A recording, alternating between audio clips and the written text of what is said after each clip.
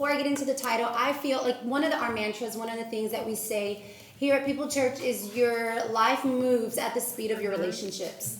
And I think what is it to have like great leadership and great quotes and, you know, feel like you're moving along, but one area of your life in the relational sense is suffering. Like, how could you truly like really celebrate, you know, leadership and moving forward and growth if like you have no relationships, you have no friendships, or the relationships are like, they're not flourishing. And I want to see leaders really flourish, not only in their roles and their gifts, but also in their friendships and their relationships. And I have a little disclaimer. I really don't want the men to switch off in this little space that we have in Staffy today. Because I feel like when we're talking about friendships and relationships, it can feel very gender specific for the girls. But I really want to highlight the men in our church as well, because I believe a really strong indicator of health is having healthy relationships in your world. And the relationships might look different to female, but to male friendships, you need that, because that dynamic is imperative to your health. It's imperative to your growth. It's actually imperative to how you will be sustained in not only like ministry, but in life. Like you need people. And spouses are great, and spouses most definitely have the number one place in your life. And I want to honor that. But I also want to really just drive it home that you need friends. You need friends. And you need, and you know, the older we get, the harder it is to make friends. And look at my daughter River. She walks into a playground. She's like, oh, choose your pick. Who's going to be my friend today? And it's not even about a friend. It's a best friend. And there's something about little kids that have their guards down, and everything's on the table, and they're not holding back. And so I think as adults, we have a lot of we hide behind shame. We hide behind you know, sometimes we just feel like there's just the self-worth isn't there, so we don't want to connect with people or even go beyond and like go and walk across the room and do the handshake and do the whole thing. Like, it's daunting, it's scary to develop friendships the older we get. And so I'm like, okay, I get it, but it shouldn't be that way in church. Because church is a different platform altogether. And I'm speaking about relationships and friendships that are Christ-centered, okay? I want to speak specifically around that dynamic, because that is really, I'm not saying for you to like cut off people that are not Christians and not going to church. Like, that's not what I'm saying. But I think you should have a healthy dose of people that are unchurched and people that are, you know, colleagues and in the world and doing their thing and whatever. But you should also have a healthy dose of Christian, like-minded, like-spirited people that know you. That know you. So I have some points. We're going to have a little bit of fun with these points. And I made them a little bit zany and crazy so that you can maybe remember them. Let's go. Okay? Because friendships and relationships, it's a hard dynamic to nail. And I think it's the one thing that typically takes people out in church. Your friendships. You know, you become besties and you're doing life, and then it gets rocky, and then it's like, oh, we're not friends anymore. And it's just, it gets complicated and it gets messy. And I really want for us to value the people and the friendships in our life. And to also hold on to them for dear life. Because God has put specific people in your life, okay, to mess you up and to frustrate you and to really annoy you, because that friend is hitting on a pressure point that God is really wanting for you to, you know, surface. And sometimes the friends in our lives, like, they're frustrating and they're annoying, but they're there to help us grow. Okay? And I think friendships are super transactional. I'm hearing in the grapevine that in the church life, they're super transactional. I'm wondering why. Why in the church are friendships transactional, and why are they in, out, up, down, upside down, right side up? Like, we got to think to learn about, or thing or two to learn about. Yeah. Friendship's done the right way. Okay? Yes. So is everyone cool? Is that okay? Great. All right. And with every point, there is a scripture that's going to pair with the point. So this is not my idea. This is actually scripture. So to the men and women in the house who think, well, that doesn't apply to me. Well, you're going to have to go back and take it up with good. God, because these things align with scriptures. Very Okay? good. Let's go. All right. So point number 1, when it comes to leader and friendships or friends, find a stubbed toe kind of friend. What do I mean by that? We've all done it. Whether it was a mom waking up in the middle of the night, going to make a bottle for baby, and you stub your toe, and it's like, it hurts like hell. Or you're walking and you can't find the light switch and you stub your toe. It's like, oh my gosh, that hurts so much. Sometimes you need a friend in your life that's going to hurt you with the truth. And that truth may only last for a moment. It's the stubbed toe friend that's going to give it to you straight and give it to you right between the eyes out of love. If you have people in your world that are that honest with you, or a friend that's that honest with you, I want to encourage you, keep them close. Yes.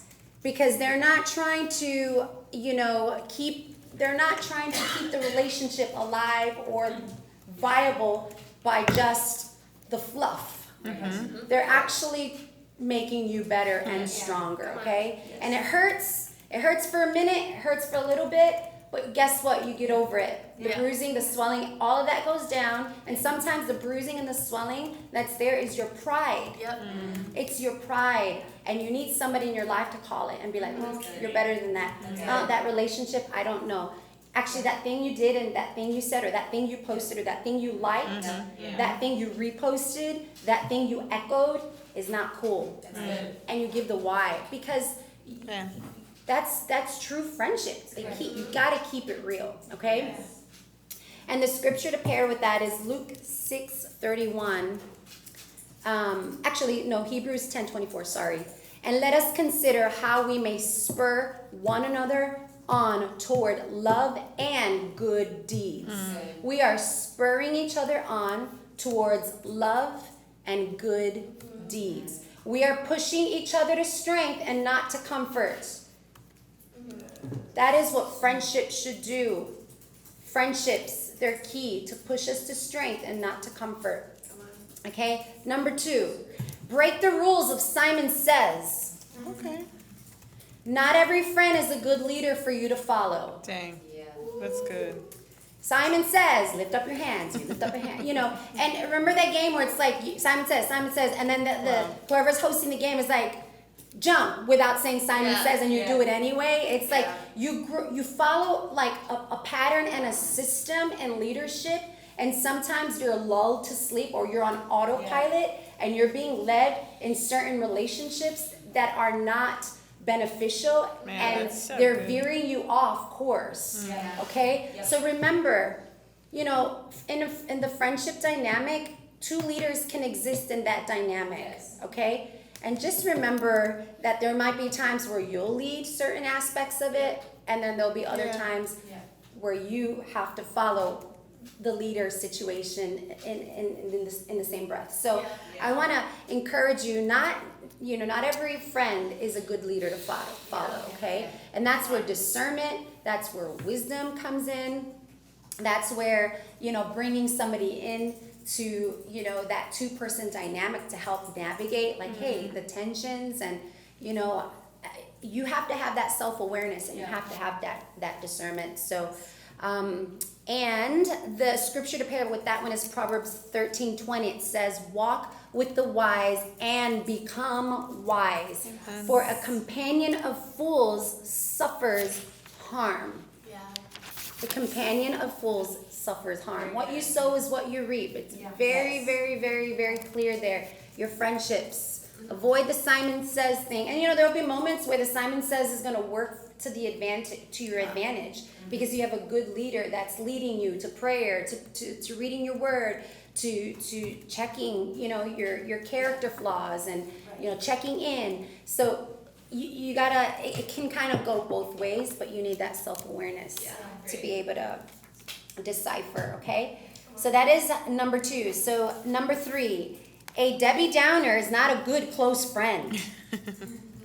A good friend celebrates you well, okay?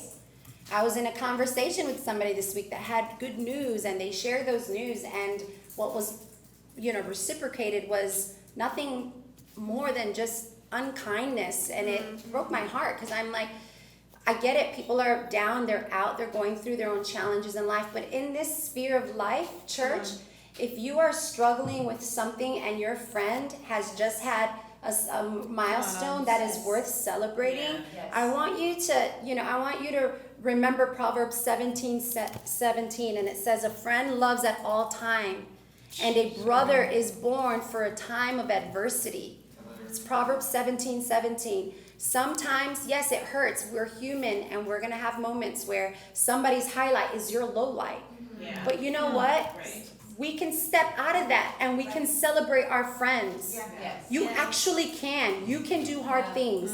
You're going to be okay. You're going to hear me say that a lot in the next little while, because I feel like sometimes we get so caught up in life that you just need somebody to just eyeball you and go, hey, you know what? I get it. I get it, but you know what? You're going to be okay, and you're going to make it. You're going to be okay, and you're going to make it. And so I want to encourage, if you're the Debbie Downer, I want to challenge you, and I also want you to, I don't want to be, by the way, I am like all blue on like 1 to 100, you know what I mean? I am blue, but I'm coming to you from a position, sometimes us blue people, if we're not careful, we have, our strengths are, they haven't developed yet, and they haven't matured yet. And so sometimes we don't know how to get ourselves out of things because we feel a lot and we feel very deeply. But just as a principle and a rule of thumb, okay? Sometimes you just have to have a moment, go to the bathroom, look at yourself in the mirror and go, okay, take a breath. Because I've done this before. I'm going to be okay. God, you have not forgotten me. God, you have not turned your back on me. I'm going to go out there and I'm going to throw my arms around that person, and I'm going to be happy and I'm going to be joyful, and I'm going to praise God because of their miracle. You can do that. You can do that. And so I want to encourage you. And then for those of you who literally are always sharing your good news to the Debbie Downers, I just those people, they're friends, but they're not close friends. They can be your close friends. If they're not going to celebrate you, they can be your soul friend.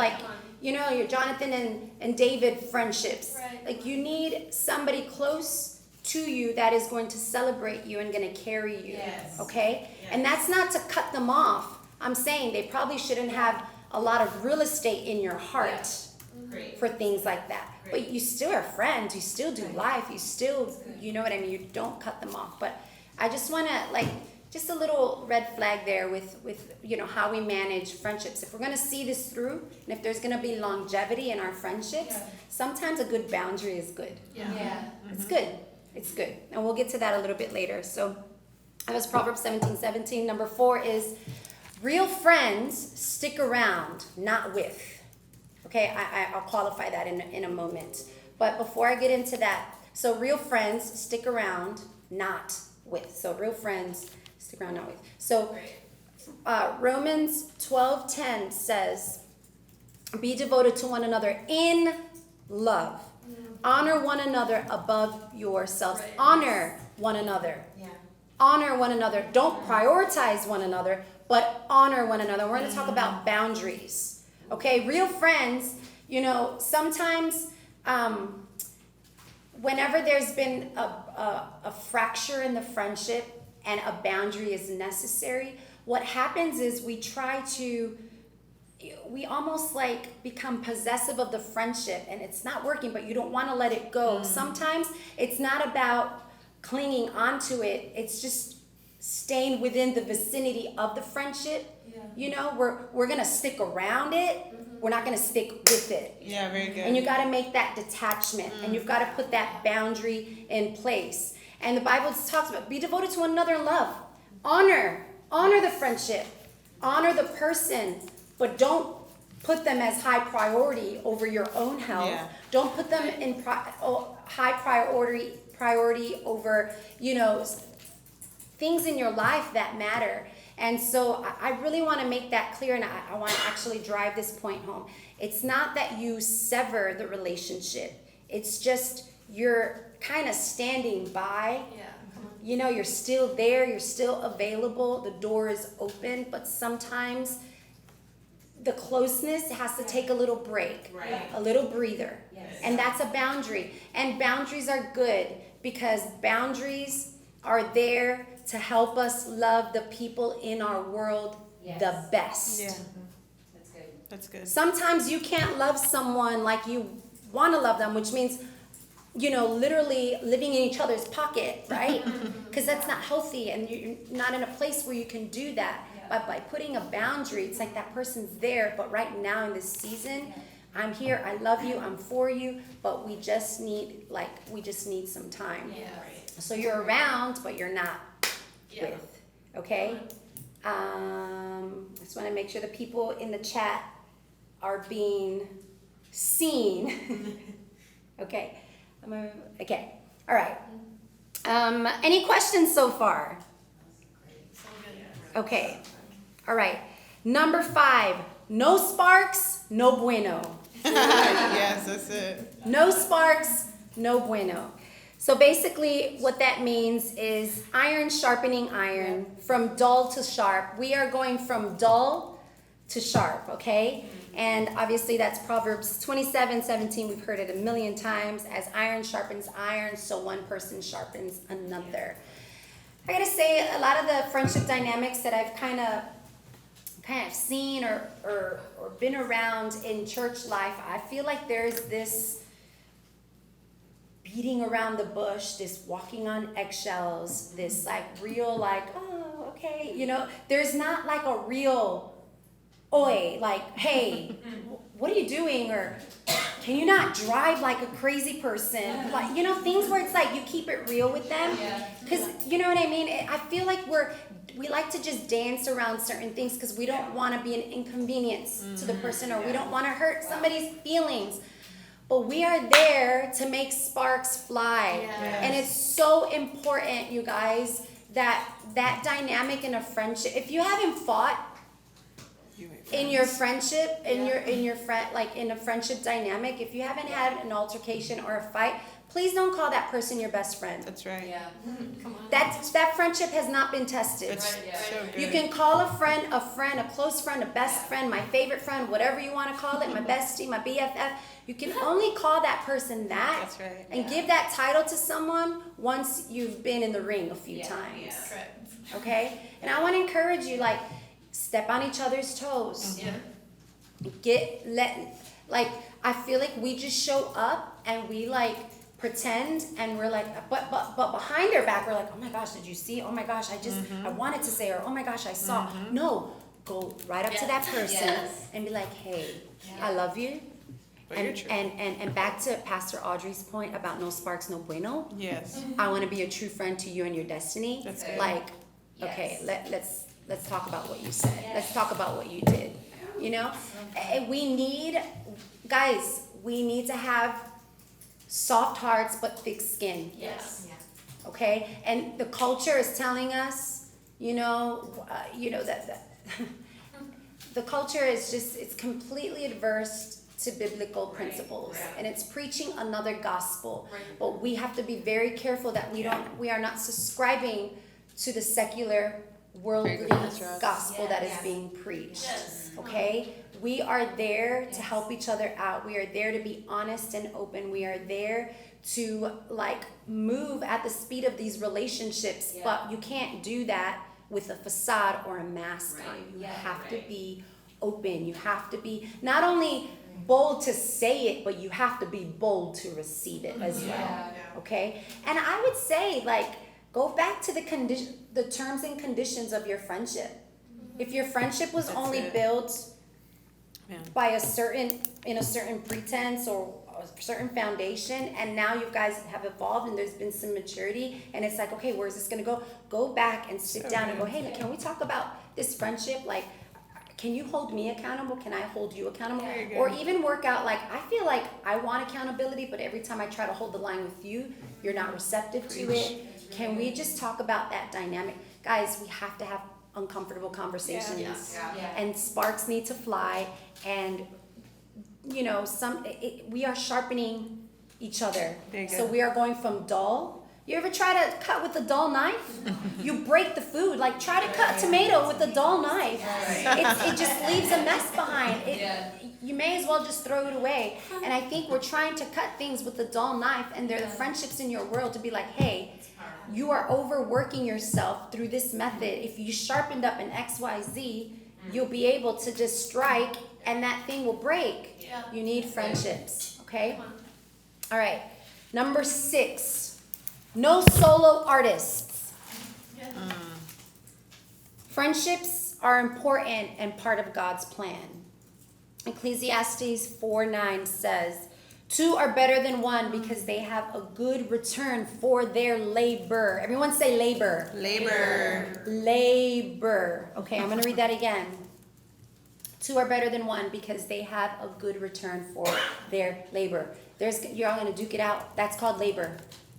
I don't know if any of you have ever been in a room or have ever experienced labor. Labor in the sense of having a child. I will not go too much in depth on that whole experience. If you are interested or intrigued in what that experience looks like, I encourage you, ask one of the moms in the room and have a conversation over coffee.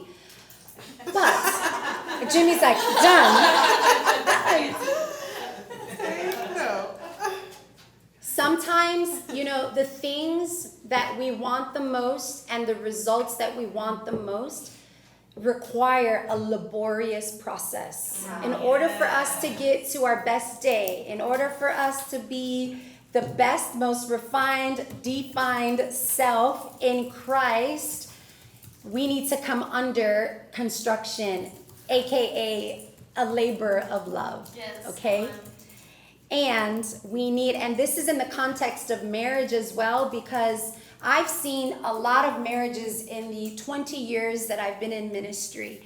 And when you have 2 people that have the same propensities, they may have the same propensities and they're just not driven, or they're a little bit lazy, or they're just a little like, you know, they're just super chill and they just have no desires or passions. Like, you have no one in that relationship to just pull the other one out. It's like they just become one in just complacency.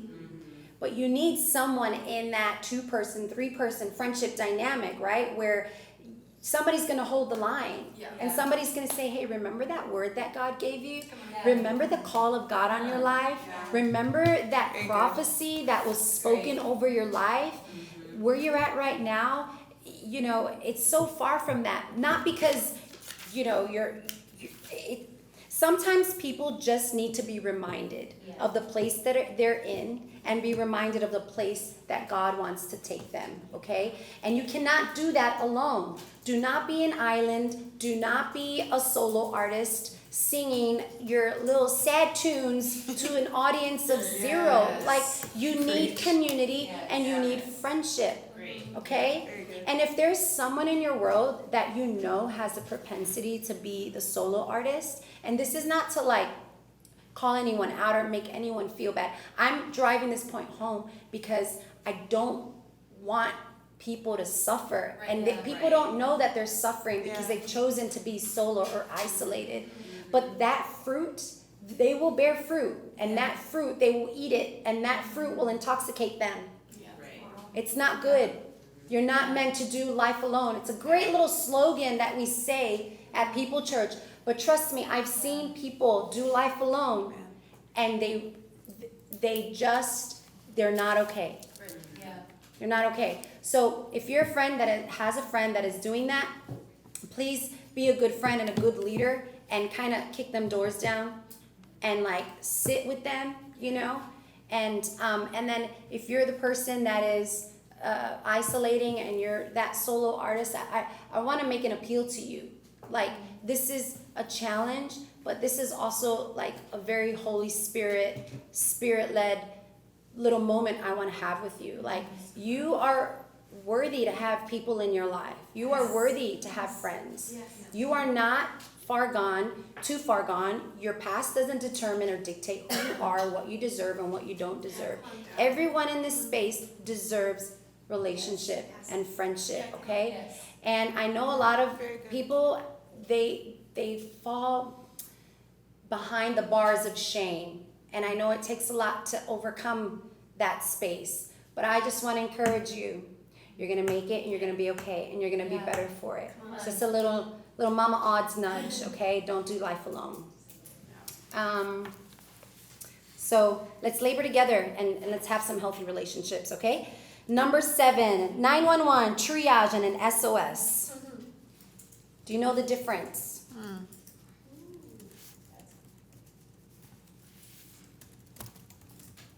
911 is when somebody picks up the phone and they're like, I need help.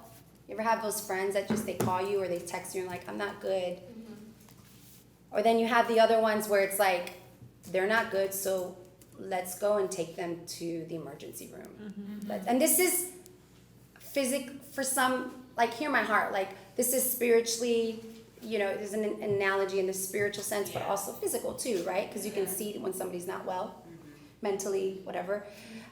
You know, triage is where you get up and you actually take the person to get some help. And then there's the SOS where the person just like smoke signals, somebody help me, I'm drowning. I want us as friends to know the difference between the three, because how you respond is important. How you respond to a friend is important. And I know there's going to be people in your life that you're like, why is she texting me again for the 10,000th time today? It's like drive me crazy. Sometimes those people, like, they need professional help and they need something beyond just your friendship, but you have to discern that, and you have to know, is this an SOS, is this a 911, is this triage, where is this person at, do I need to go to my leader? You know, you have to use that still small voice within to help you navigate the little nuances or the big nuances of friendships. And again, speaking to being the friend to their destiny and their future and their best day, as opposed to, you know, their comforts, and as opposed to your own comforts. Because friendships, they're uncomfortable. You have to get up, you have to, you know, do some favors. You're going to have to speak life. You're going to have to put up with the same behavior over and over again. You get sick and tired too. And, you know, you just have to be committed. You got to be committed to it the long haul. And so 1 Thessalonians 5:11 says, therefore encourage one another and build each other up, just as in fact you are doing. Hey, I want to say this. You guys are doing the thing. You're showing up. You're being faithful. You're working your jobs. Your mom's at home. You're going to school. You're managing internship. You're doing the thing. And I want to congratulate you and encourage you. You're doing it. You're doing a lot more than most people. And I'm pretty sure people that look at you go, why are you doing this? What are you doing? Are you crazy? Have you lost your marbles? And, you know, I just think, you're doing the thing. But I want to also encourage you, build each other up. Build each other up. And sometimes it's using that discernment and knowing, how am I going to build this friendship? How am I going to build this relationship? How are we going to build this together, okay? But sometimes you got to tell the difference between an SOS and, okay, this person just needs a timeout, or this person needs for me to just show up today, versus, no, they just need some time to just cool down, you know? So it's very nuanced, but, all right, we'll just go to point number 8. Is this helping anyone? Yes. Okay. All right. Number 8, the truth, the whole truth, and nothing but the truth. The truth, the whole truth, and nothing but the truth, okay? 1 Corinthians 15:33 says, do not be misled. Bad company corrupts good character. Let's talk about character for a second. Character is your values in action. Write that down. Character is your values in action, or in other words, your actions in real time. your values in real time. We talk a lot about character and talk about values and we talk about all of that. But honestly, at the end of the day, it's how you walk, it's how you talk, it's how you approach one another, it's how you respond to life's, curveball situations. It's how you respond to things that you didn't see coming. And that's just, it's your character. It's what you value. It's the things that you're also going to fight for. Are you going to be catty? Are you going to be gossipy? Are you going to just, close down a friendship because you're jealous?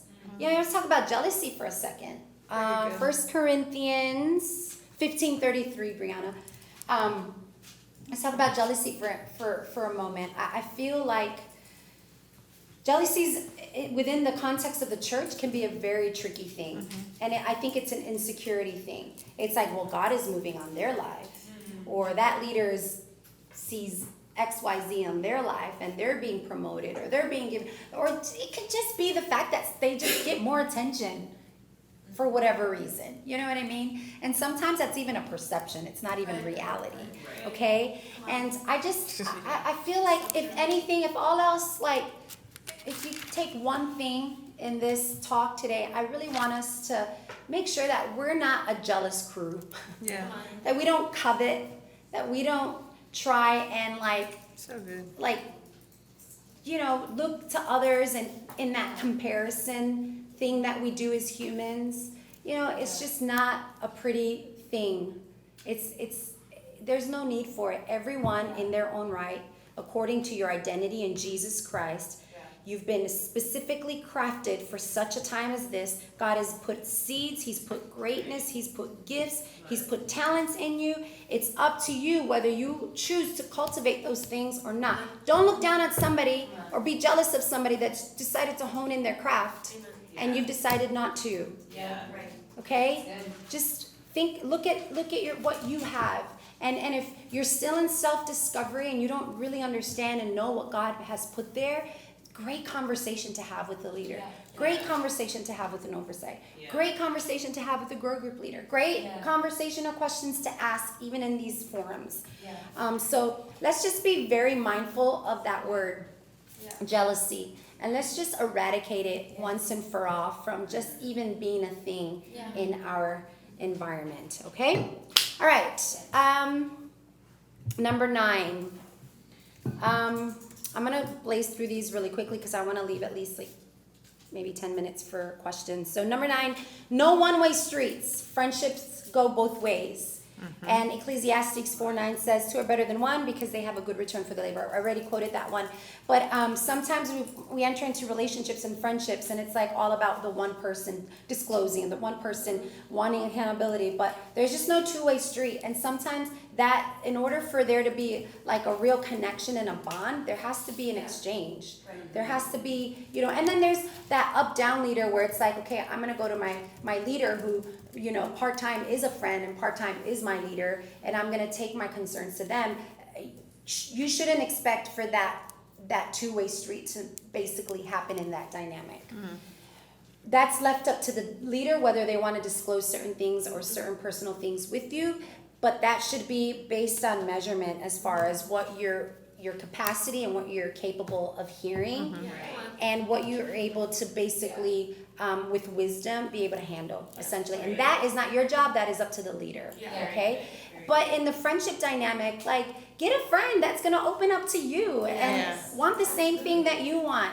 Align on your values, align on growth, align on fun, align on a different adventures, align on different things. And there's friendships have different tiers. You're going to have your friend that you travel with. You're going to have your friend that you're a foodie with. You're going to have the ones that, your cousins that are your friends and whatever. But in the context of church, let's just make sure you have the friends in your life that are going to speak God-given, and God-purpose, God-driven words and challenges. And they're going to just hold the line when it comes to your spiritual development and your dreams and your call and then maybe even the boyfriend and the girlfriends you decide to entertain for a season. Have your friends speak into that as well because they know you and they know your propensities. Okay, so Number 10, sticks and stones will break my bones, but your words will never hurt them. 1 Peter 4:8 says, above all, love each other deeply because love covers a multitude of sins. You're going to get ticked. You're going to get hurt. You're going to get frustrated. You're going to say things you wish you never said. These are covenant relationships that are like, they're deep and they're profound and they're dynamic. They're so dynamic. And, you guys just have to, purpose in your heart that whatever happens, come hell or high water, that the friendship's not going to be compromised. And so sticks and stones, they'll break the bones, but you got to choose, okay, your words will not. Your words are not going to break me. Your words are not going to hurt me. And sometimes they do have to hurt a little bit, to see change. So that can work in different contexts. But, let's just soft heart, thick skin. Number 11, the Grinch that stole friendship. Bitterness is a thief of time. Come on. Colossians 3:13 says, That's bear so with each good. other and forgive one another. If any of you has grievance against someone, forgive as the Lord Very forgave good. you. Forgive as the Lord. So good. Bitterness, you almost it's a thief of time, but it not only steals your time, it steals your focus, it steals your mental space, it steals your heart space, it convolutes it. You don't know what's up or down. Yes. Everything's murky. It's just everything's cluttered and you can't compartmentalize, you can't figure things out because bitterness, it doesn't take one part of you, it takes all of you. That's right. That is why the Bible is so clear about practicing the daily practice of forgiveness. Okay? And here's a little reminder that when that sun sets and it rises the next day, the account and the amount of times that you've forgiven that person, it goes down to 0. Right. And you count up again. Every single day, forgive. Sun down, okay, all right, back to 0. Sun up, all right, here we go. All right. And sometimes you've got to practice the art of forgiveness until you stand in forgiveness for that person or that offense. It's going to take time. It's going to take a real, a revving. But then you're going to be able to stand in that forgiveness, and then you're going to have that release, and you're probably not even going to think about that offense ever again because forgiveness has healed you to a place or to a place of wholeness and clarity. And so let's not be a Grinch because that's what bitterness does. It makes us a Grinch. It makes us bitter. It makes us turn into something that we're not. And it steals friendships. It steals friendships, and there's an aura, there's a little bit of an atmosphere that you carry around when you're bitter, And so let's just remember that the only antidote is forgiveness. And I know it's hard, but that's the only cure. Yes. So good. And number 10, I spoke about boundaries, but the purpose of boundaries is so we can love that person best. And that's Mark 12:31. It says, the second is this, love your neighbor as yourself. There is no commandment greater than these. Okay, when you're putting boundaries in place, it doesn't mean you're doing it from a place of bitterness or a place of, sometimes the secondary emotion could be anger. Because I think the first emotion is typically hurt, and then the second emotion is anger. And sometimes those emotions come out, and you want to, push away that person, and for a moment that's okay, but you can't sit in that anger, because anger, what it does, it's also one of those things where it starts to contaminate, and the Bible talks about it's okay to be angry, just don't sin in your anger. And if you're angry long enough, Wow. you know what I mean? You fall below the mark.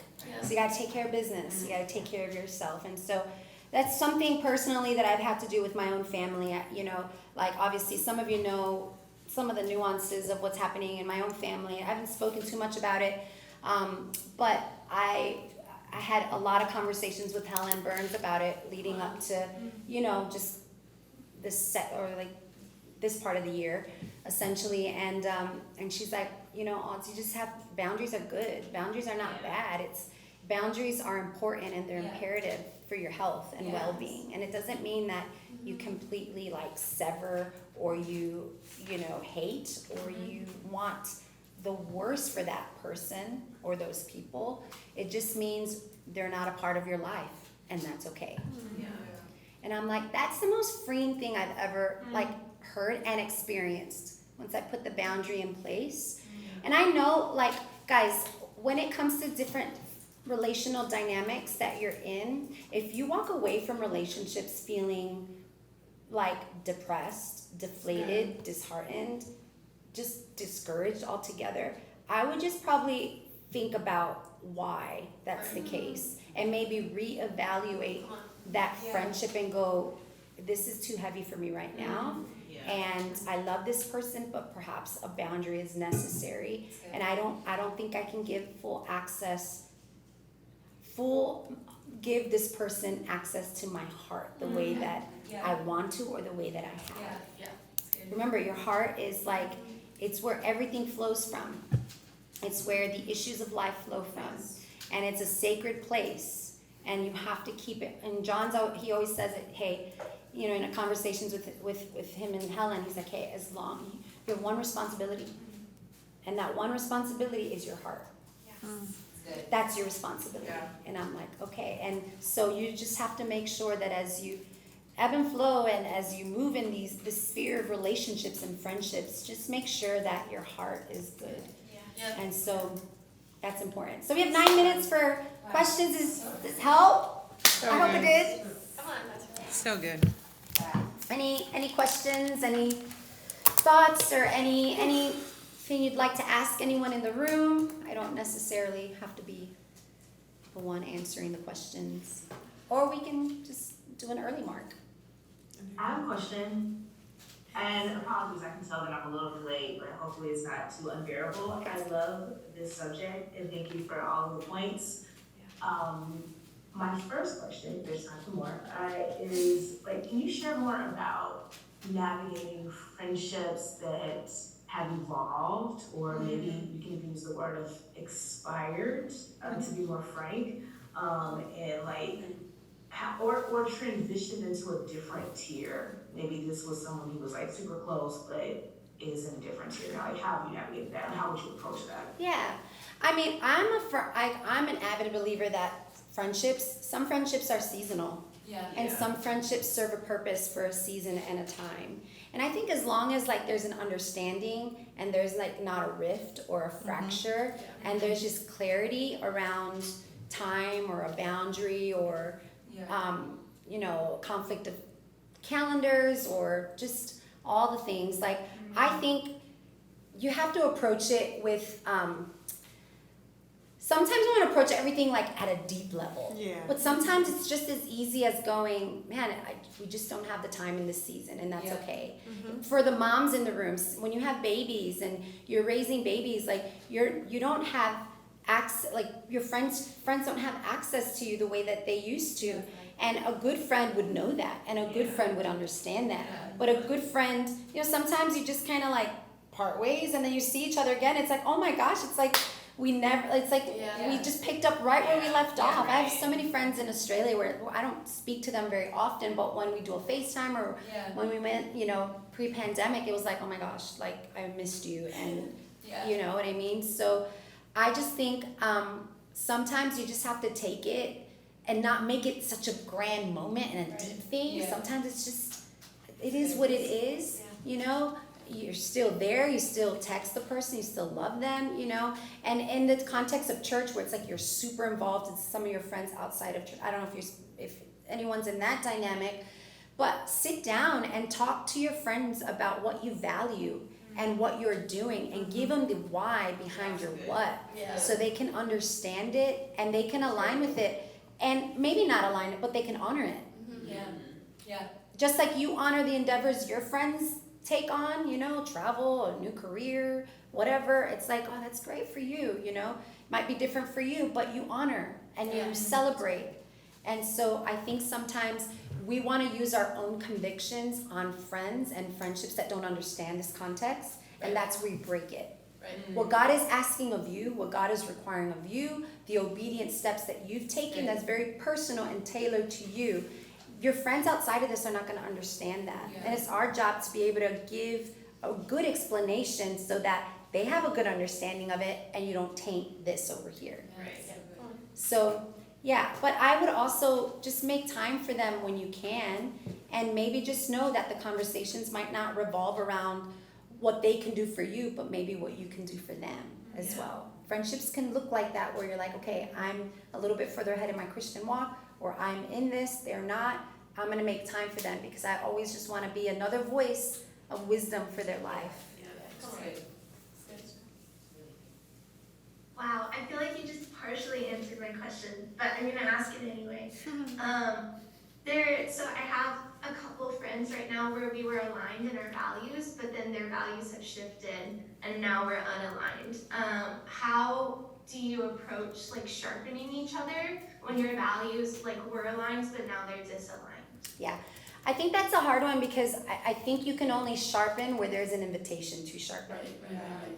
And I think that that's again, understanding the conditions and the foundations of your friendship. And sometimes friends, you know, one of the friends, you were both in the same post and one of them left and that you stayed on yours, but they veered, you have to align on something else now. They might just be the friend that you go on a run with, or a friend that you go to the movies with, or a friend that you just catch up and go shopping with, you know, do the superficial things that are fun because you love this person. But to talk about the deep rooted things where it's like, okay, I need development, or I need feedback, or I need wisdom, you probably won't be able to align on that because there's probably not, I'm not sure you'll want to receive that wisdom because they're in a different headspace, and I'm sure they're not going to want to receive it from you because they veered or they left their post. So I just think, you know, you still love them, you keep it. I think a good person that does that is Sarah. I think you've like, with so many people that have come in and out of the doors of People Church, like you've managed to stay really like engaged and really like connected to people. And I think, you know, you can take up an offense or you can get offended or whatever, but sometimes you just gotta, it just has to be light. This friendship, so it's like, this is as deep as it's gonna go, and I love you, and that's okay. And then I have my other friends that are my board, they're the ones that I go to, it's like, okay, let's duke it out, test it out, like, I need help. So you have to, there has to be a distinction there. Yeah, great. Pastor Rods, I have a question. Yes. So I love the man challenge, right? Hey guys, you know, get in the game, you know, get a best bro and walk the line. So I hear that. So tell me, where is the center of the target? What do the women want to see in a man? What are those character traits that we should be sharpening each other in and preparing ourselves for? Yeah. I love that question. I appreciate that question so much because I think the way that girls do friendships is very different to the way that men approach friendship. It's not wrong or right, or it's not wrong. I think the girls are, you put a tea in their hand, they curl up on the couch, and they're just like, we talk. We just go there. And we talk about everything. Whereas guys, I understand they're not going to necessarily do that. They're going to want to do something like go play sports. Or they're going to want to build that bridge and get out there and like play golf. Or, you know, they have to build like camaraderie and they have to build trust that way. And I know that it's very difficult for men to open up. And I think prophetically that this might be one of the biggest boulders when it comes to like men in church. They don't open up and they can't open up, and I get it because you're trying to hold the whole world together, you know, you're trying to do all the things, and when is there time to do that? And there might be men that love to do the deep and meaningful, which I think is beautiful, but I know for Chris, like, I think men are fixers. They just want to go and figure it out themselves. And I don't mean to like compartment or categorize or put men in a box. But from my experiences and from being married to Christopher Carmona, he doesn't necessarily want to like open up and talk about things. He wants to just go and fix them or have a strategy before he comes and talks to them. And so I don't know what needs to be done to break those walls down. I think it's the permission for men to know that you don't have to have it all together. And it's okay to feel like a failure, and it's okay to feel like you don't know what you're doing with your life, or you don't know what you're doing in general. And I think it's just knowing that and just giving, I think, like a little bit of it's okay. It's okay to feel that, it's okay. But I know that can also be very like disturbing for a man to be told, oh, show us your feelings. It's okay to feel like a failure. It's a fine line to walk. So back to your question, I would love for the result or the outcome for men to be strong leaders, spiritual leaders of their home, and men that love Jesus. And so whatever it is that you have to do to be that, I want to encourage you to go and do it. There's no pressure, there's no method, there's no strategy, there's no rhyme or reason to it. But that's basically the result that we want. Love Jesus, love your family, and love yourself. Yeah. And know that you're enough. We're enough, but we're not enough because we need Jesus. Yeah. And so whatever that means, if it means more golf, go and play more. I'm saying this and I'm just like taking my words back. This is, and I know it's 1 o'clock, but this is my thing with golf. I'm like, I understand why like seasoned men that are out of like, they're in retirement and have they're empty nesters, why they take on golf, because they don't have anything waiting for them when they get home. They can be out there for 8 hours and no one's missing them. Whereas when they're a little younger, it's like, okay, this is a 5-6 hour sport. So, okay, we're going to figure it out. But in saying that, for accountability purposes, thank you very much, Eric Fields, if playing more golf, and I got to say, and this is to credit Chris, when he goes and plays golf and he comes home, he's like another man. He's like, let's go, let's conquer the world.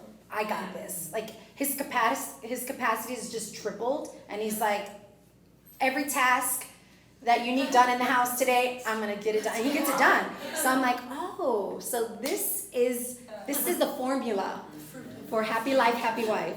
Happy life, happy life. So I don't know if I answered the question. Maybe we can continue this conversation, but anyway, it's 1:01, and I want to honor everyone's time. So good. I hope that Staffy helped, So great. and I hope we can form and forge great relationships in our church. Yes. Let's get out there. Let's make it work. Let's make it count. And let's do it. Well, have you fun. Amen. Thank you all.